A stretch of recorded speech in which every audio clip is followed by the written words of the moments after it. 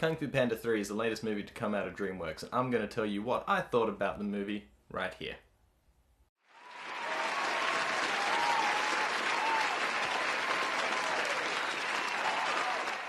Following on from where the last movie ended, Po, voiced by Jack Black, is promoted to teacher as Master Shifu, played by Dustin Hoffman, wants to retire to begin his mastery of Chi. Meanwhile, in the spirit realm, the film's villain Kai, played by J.K. Simmons, is turning past masters into Chi amulets to increase his own strength and to use that to conquer the mortal realm. Learning of this, Po must now master Chi in order to defeat him. Luckily, pandas are natural Chi experts, and Po's long-lost father turns up and decides to help teach him. The story is good, if a little simple, but it does lead to some great character development, especially with Po and the fact that he now has a father, Lee, played by Bryan Cranston. Bryan Cranston as his panda father is a great choice, and the scenes where he's telling Po about how he lost him are truly heartfelt.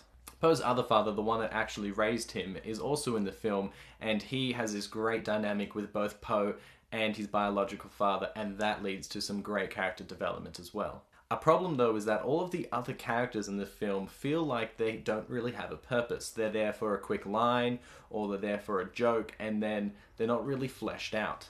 There is one female panda in the group which they hint at a relationship between Po and her, but it never really goes anywhere, and her character just sort of disappears by the end of the film. The only other notable character is Kai himself, the bad guy, and he is a very, very fun villain. He is very intimidating, and all the scenes that he is in, you feel like he has power and that he will destroy the world.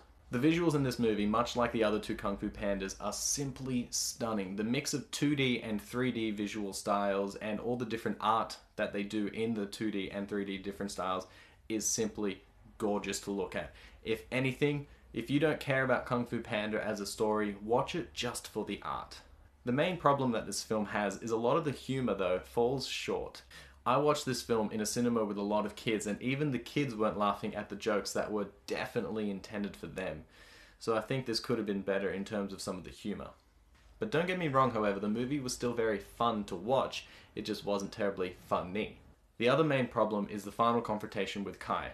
It starts out phenomenally well, with all of the characters working together in order to try and stop him, and then Po coming up to fight him, only for it to end way too easily. The actual fight between Po and Kai is very, very easy.